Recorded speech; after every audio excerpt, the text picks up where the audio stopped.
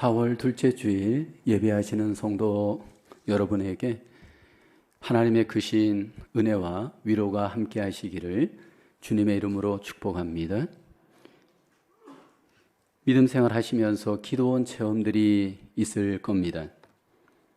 저도 20대, 30대, 40대 한국에 있을 때 믿음 생활 하는 중에 종종 시간과 장소를 구별하여서 기도원의 체험을 했던 적이 있습니다. 혼자서 찾기도 하였고 집사님들과 함께 기도원을 찾아서 기도의 시간을 갖기도 했습니다.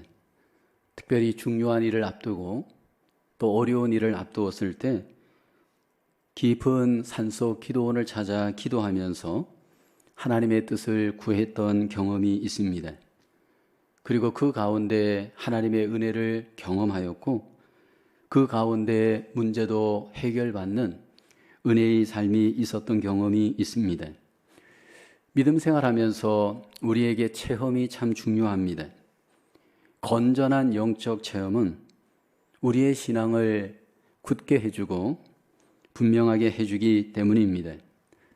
예수님께서 이 땅에서 공생의 사역을 행하실 때 대부분의 삶은 일상적인 삶을 사셨고 평범한 일상 속에 공적인 사역을 행하셨습니다. 대부분 제자들과 함께 말씀을 중심으로 말씀의 사역을 행하셨습니다.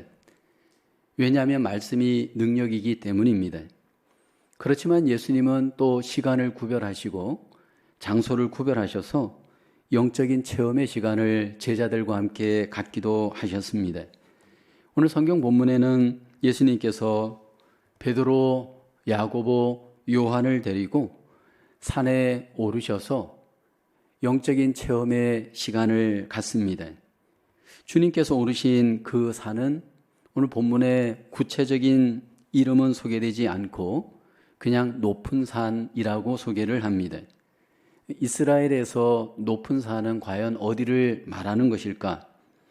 해석학자들은 이 산을 헬몬산으로 이해합니다. 이 헬몬산은 가이사랴 빌립보에서 약 30마일 떨어진 산입니다. 이 산은 높이가 높아서 여름에도 그 산 위에 눈이 그대로 있는 그러한 산입니다. 그리고 이 산에서 녹아내린 그 눈의 물, 이 물들이 요단강으로 흘러내리곤 한다 하였습니다. 예수님께서 베드로, 안드레, 여기 요한과 같은 이 제자들을 데리고 이 높은 산에 오르신 이유를 성경은 말하지 않지만 그 높은 산에서 놀라운 체험의 시간을 갖습니다. 특별히 그 산 위에서 제자들이 예수님의 놀라운 모습을 체험을 하게 되어집니다. 오늘 이 본문을 보면 마태복음 16장 28절 말씀과 연결이 되어집니다. 진실로 너희에게 이르노니 여기 서 있는 사람 중에 죽기 전에 인자가 그 왕권을 가지고 오는 것을 볼 자들도 있느니라. 예수님을 인자로 소개하고 있고 예수님이 왕권을 가지고 오는 것을 볼 수 있을 것이다 예언하십니다. 그리고 이 말씀을 하고 난 뒤에 오늘 본문 17장 1절을 보면 6일 뒤에 예수님께서 올라가셔서 그 산 위에서 변형되어집니다. 그들 앞에서 변형되사 성경은 말씀을 합니다. 여기 이 변형이라는 단어를 영어 성경은 트랜스피거드라고 되어 있는데 이 단어의 원어의 의미를 보면 메타모르페, 질적인 변화를 가르칠 때 사용하는 단어를 사용합니다. 예수님께서 그 산 위에서 질적으로 변화되어지는 놀라운 변화를 제자들에게 나타내십니다. 예수님께서 질적으로 변화되어지므로 같은 예수님인데 다른 영광의 모습을 제자들은 경험을 합니다. 왜 예수님께서 이 산 위에서 이 변형의 모습을 나타내시는 걸까? 우리가 예수님을 이해할 때 예수님은 사람이시고 하나님이십니다. 근데 제자들은 자기들과 함께 동고동락하셨던 예수님을 통해서 주로 인성의 그들은 예수님을 이해하고 있습니다. 그러나 이제 산 위에 오르신 예수님께서 육체 안에 신성을 포함하고 계시는 하나님이신 예수님을 제자들에게 경험하게 합니다.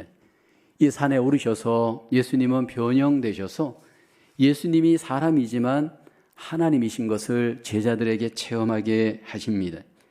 그로 인해서 제자들은 황홀한 경험을 하게 되어지고 놀라운 감동을 경험을 합니다. 우리의 믿음 생활에서도 주님을 이렇게 체험할 필요가 있습니다. 이런 영적인 체험을 우리가 갖게 되어질 때 우리의 영성은 놀라운 유익을 얻을 수 있습니다. 첫째는 영적 체험의 영성은 삶의 변화의 기회가 됩니다. 세 명의 제자들과 시간을 구별하여 산에 예수님이 오르셨습니다. 17장 1절에 보면 이렇게 말씀을 합니다. 엿새 후에 예수께서 베드로와 야고보와 그 형제 요한을 데리시고 따로 높은 산에 올라가셨더니 말씀을 합니다. 여기 보면 시간을 구별하고 장소를 구별하셔서 세 명의 제자를 데리시고 예수님께서 이제 산에 오르십니다. 예수님께서 왜 세 명만 데리고 갔는지 이유는 모릅니다. 그러나 이 세 명은 사실은 12명의 가장 어떻게 보면 수제자들이라고 할 수가 있습니다. 이런 영적 시간, 체험의 시간을 주님께서 갖게 하심으로 그들 속에 변화의 기회를 소원하셨을 겁니다.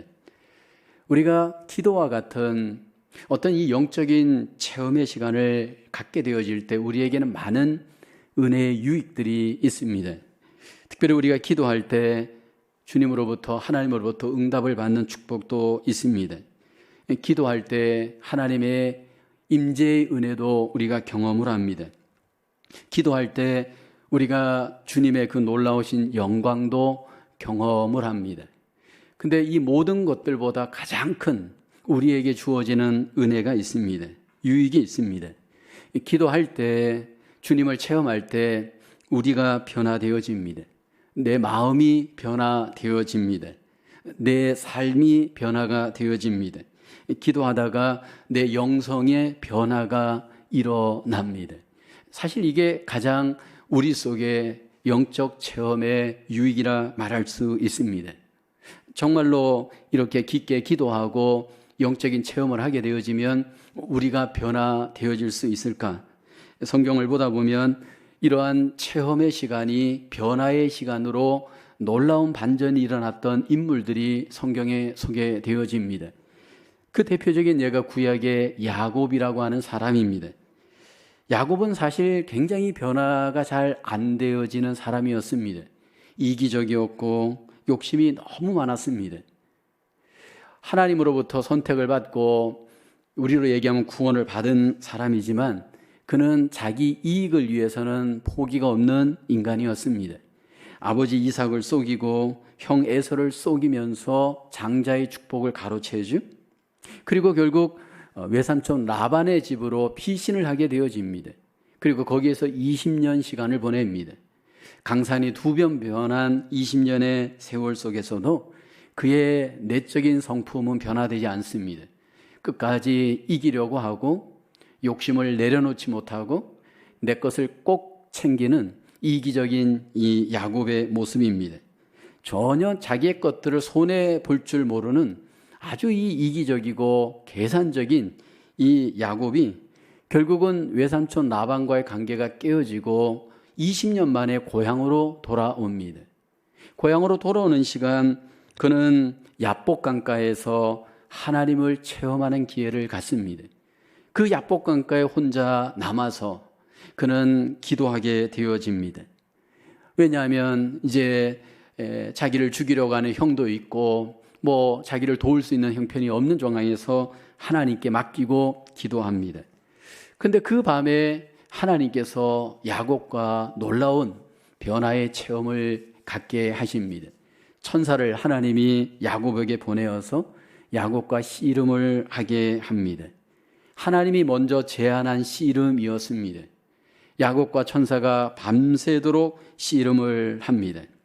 하나님께서는 지금까지 야곱에 대해서 기다려 주었습니다. 근데 그 기다림은 때를 하나님께서 갖고 기다린 겁니다. 그 D-Day가 바로 그날이었습니다. 하나님께서는 포기하지 않고 결코 내려놓지 않는 그 야곱, 하나님께서 그 천사를 통해서 그의 환도뼈를 치고 맙니다. 우리 몸의 가장 중심이 되어지는 뼈, 힘이 모아지고 가장 힘을 쓸 수 있는 그 중심부의 환도뼈를 하나님께서 천사를 통해 부서지게 만듭니다. 지금까지 야곱은 누구에게도 져본 일이 없고 양보한 일이 없고 자기의 어떤 그 손해되는 일을 해본 적 없는 인간이었습니다.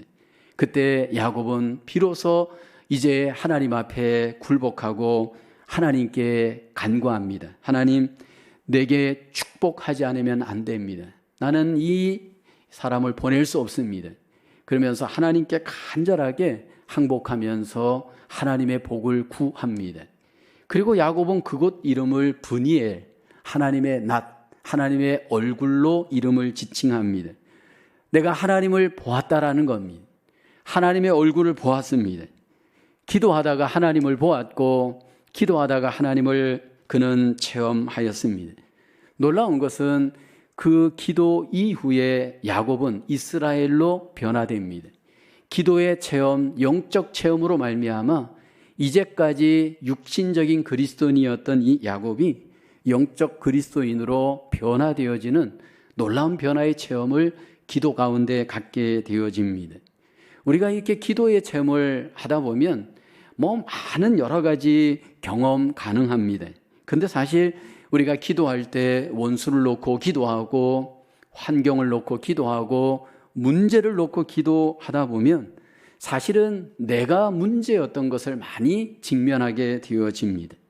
하나님의 그 임재하심 앞에 하나님을 만나게 되어질 때 사실은 문제가 아니고 내가 문제인 것을 우리는 보게 되어집니다. 그래서 하나님을 만나면서 내 부족을 보게 되어집니다. 나의 허물이 드러나기 시작을 합니다. 시기하고 분쟁하고 욕심을 갖고 있고 내 것밖에 모르는 나의 어떤 이기적인 모습들을 하나님 보게 합니다. 그로 인해서 하나님을 만남으로 결국 내가 변화할 수밖에 없는 놀라운 체험을 하나님이 갖게 하십니다. 오늘 우리가 이런 기회가 우리에게 더 필요합니다. 우리가 기독교 교회사를 보게 되어지면, 특별히 우리나라 교회사를 보게 되면 그렇게 길지 않는 1세기 정도의 기간 동안 엄청난 교회 부흥이 일어났습니다. 그래서 교회당도 많아지고 교인 그리스도인들도 많아지고 신학교도 많아지고 여러 가지 외적인 부분에 있어서 엄청난 발전을 했습니다. 근데 점점 과거보다 발전하지 않는 것 하나가 있습니다. 옛날과 비교했을 때 외적으로 여러 가지로 교회가, 기독교가 엄청나게 성장한 것은 분명합니다.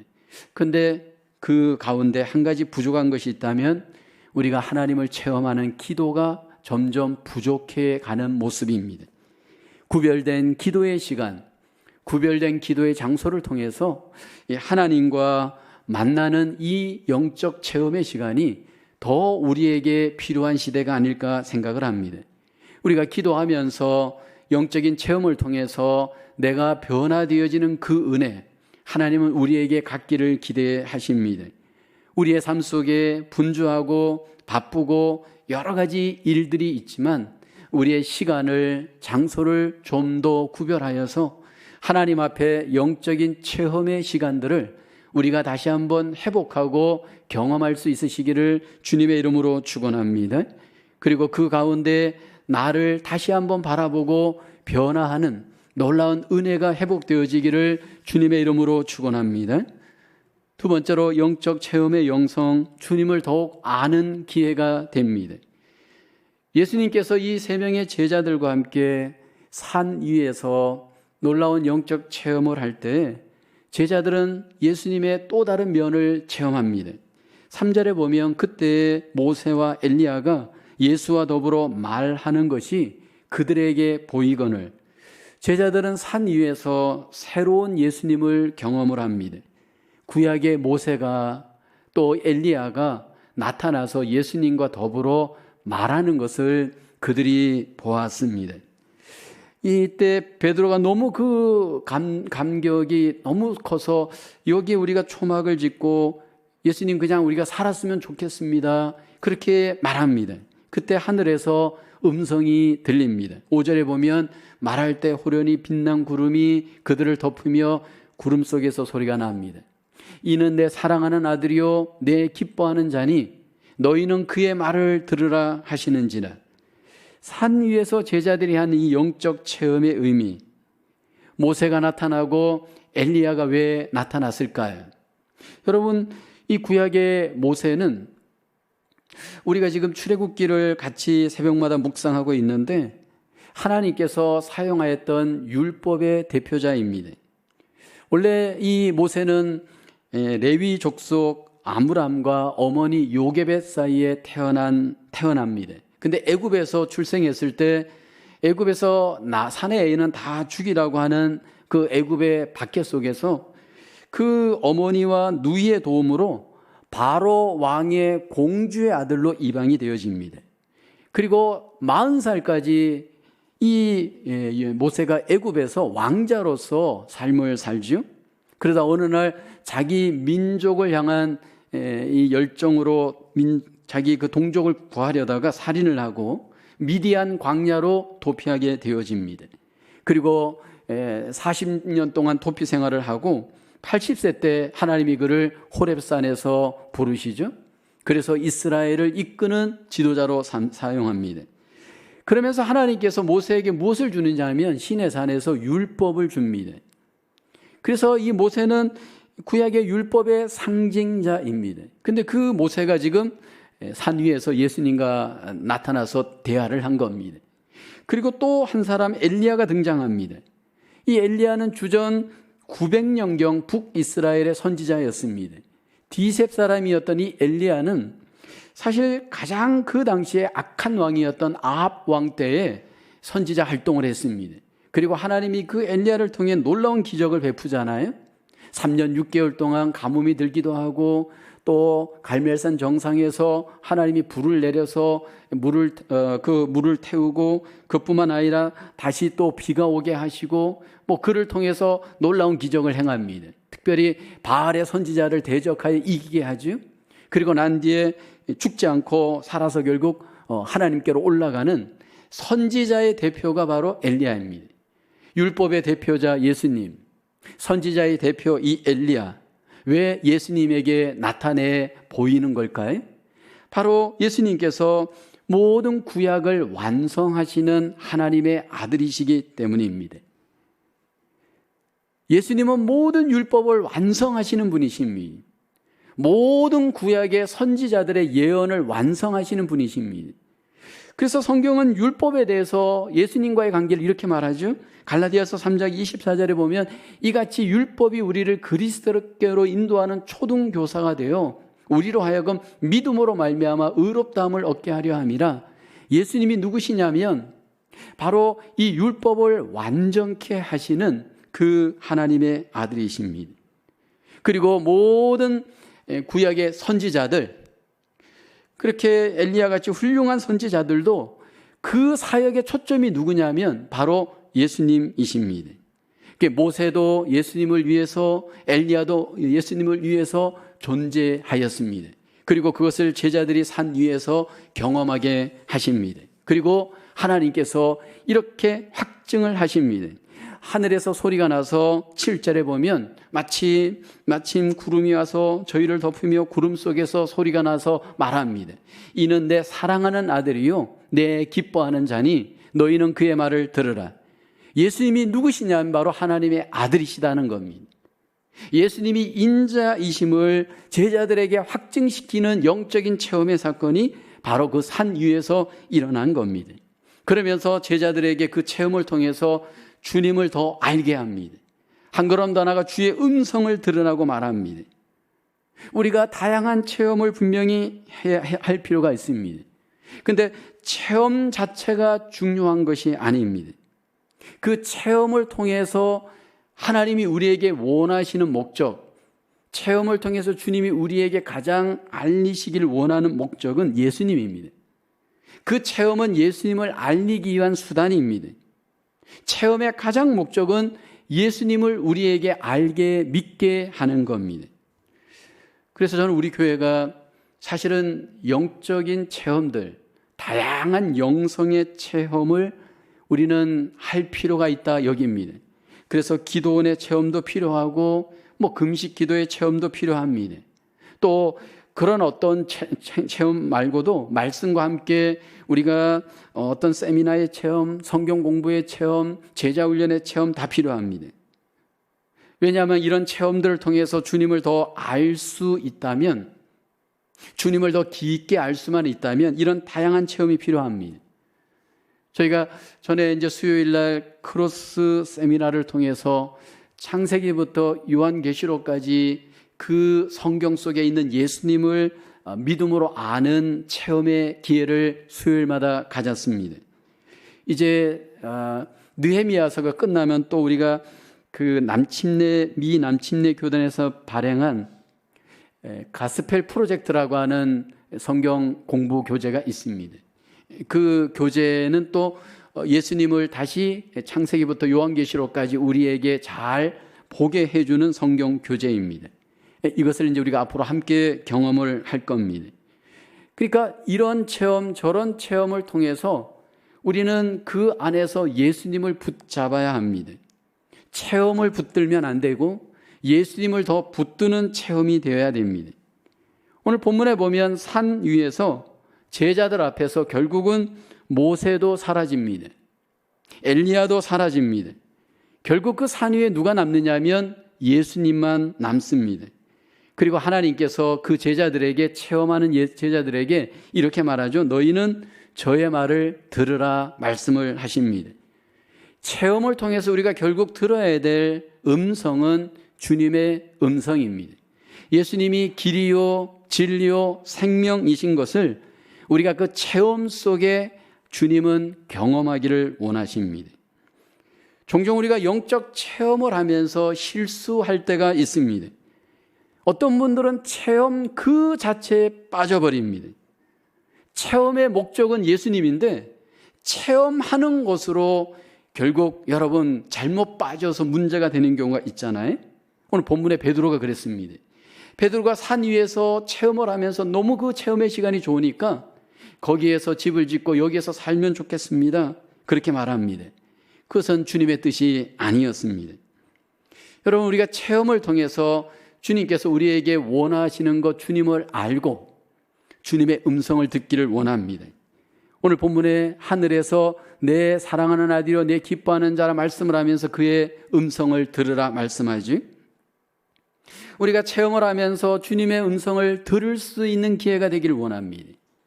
그것이 제자훈련이든 또는 큐티이든 세미나이든 어떤 여러분 기도의 시간이든 우리가 주님의 음성을 들어야 됩니다.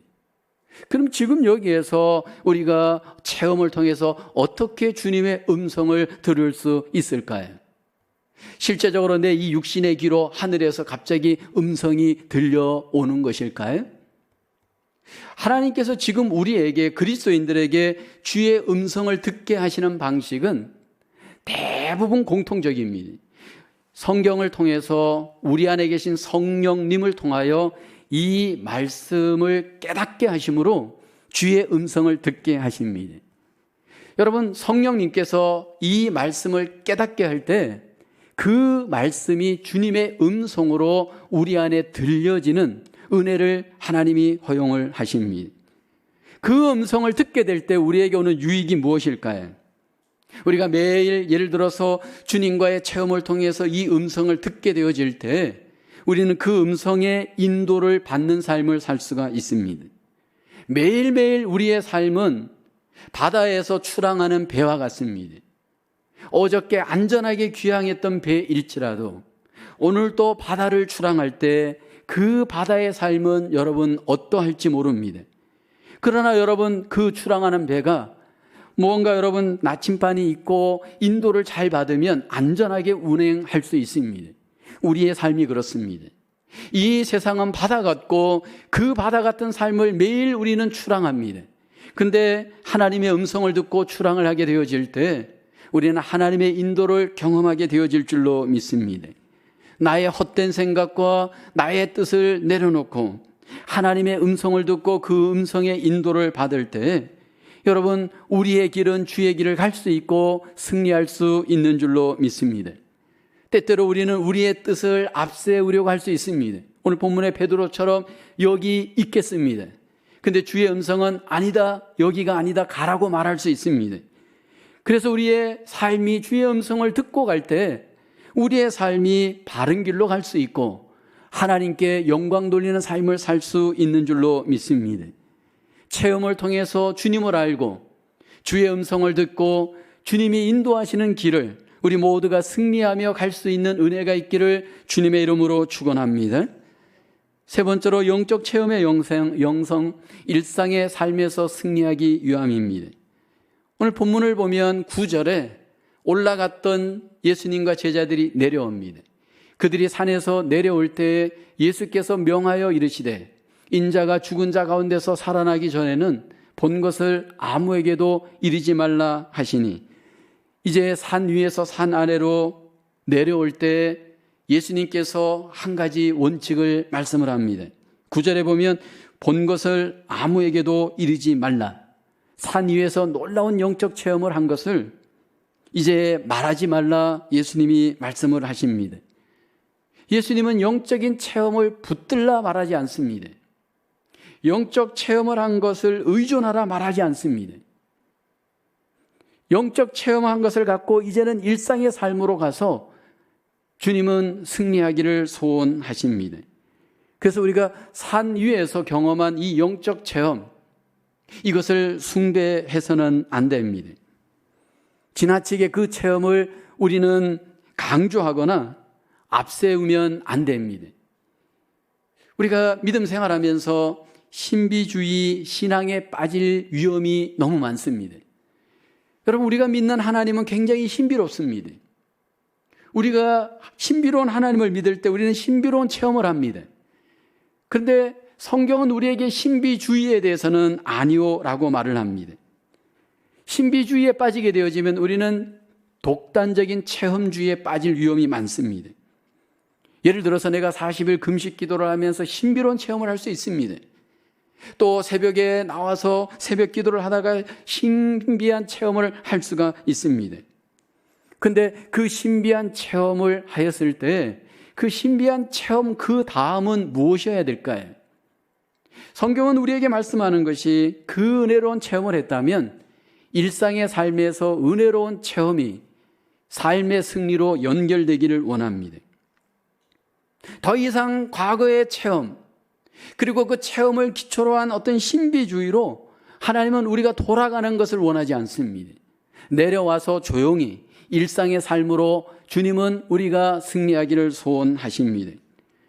그래서 우리가 영적인 체험을 자랑하는 것 위험합니다.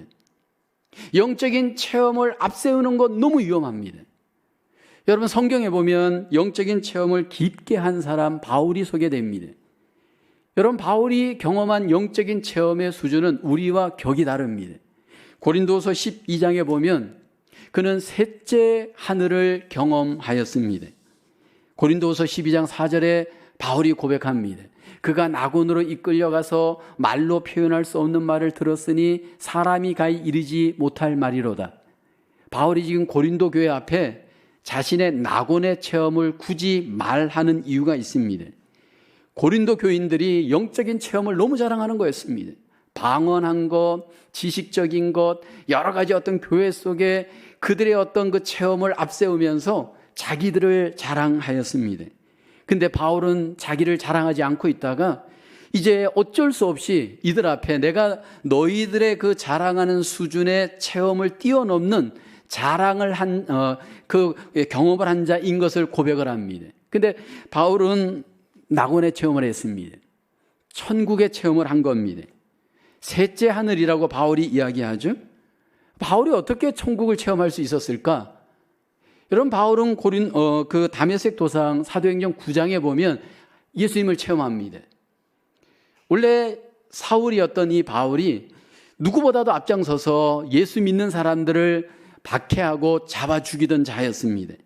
길을 가던 중에 갑자기 예수님이 나타나죠. 사도행전 9장 4절에 보면 사울아 사울아 내가 어찌하여 나를 박해하느냐, 예수님께서 음성으로 갑자기 바울에게 나타납니다. 그러자 사도행전 9장 5절에 보면 누구십니까? 누구시니까 이렇게 묻잖아요. 그러자 나는 내가 박해하는 예수라. 예수님이 음성으로 말씀을 합니다. 그리고 빛 가운데 사도 바울에게 나타나십니다. 이렇게 체험을 하고 난 뒤에 사도 바울이 어디로 가느냐 하면 아라비아 광야로 가게 되어집니다. 아라비아 광야에서 3년 동안 그는 놀라운 체험을 갖게 되어집니다. 먼저 다메섹 도상에서 예수님을 만나고 예루살렘으로 가지 않고 아라비아 광야로 가서 거기에서 예수님을 더 깊게 신비로운 체험의 시간을 갖습니다. 그때 셋째 하늘 체험도 했을 거고 계시의 체험도 합니다. 갈라디아서 1장 17절에 보면 이렇게 말씀하죠. 또 나보다 먼저 사도된 자들을 만나려고 예루살렘으로 가지 아니하고 아라비아로 갔다가 다시 다메섹으로 돌아갔노라. 거기에서 놀라운 영적 체험을 사도 바울이 하고 난 뒤에 이제 나중에 사도들을 만나서 결국은 이방인의 사도로 헌신을 하게 되어집니다. 근데 이러한 자기의 체험을 바울이 자랑하지 않았습니다. 바울이 자랑하는 것은 약한 것을 자랑합니다. 십자가만 자랑합니다. 고린도서 12장 10절에 이렇게 고백하죠. 그러므로 내가 그리스도를 위하여 약한 것들과 능력과 궁핍과 박해와 곤고를 기뻐하노니 이는 내가 약한 그때 강함이라. 왜 약한 것을 자랑하느냐 하면 내가 약할 때 예수 그리스도로 말미암아 강해지는 능력의 기회가 되기 때문이었습니다. 그래서 우리가 영적인 체험을 많이 하셨습니까?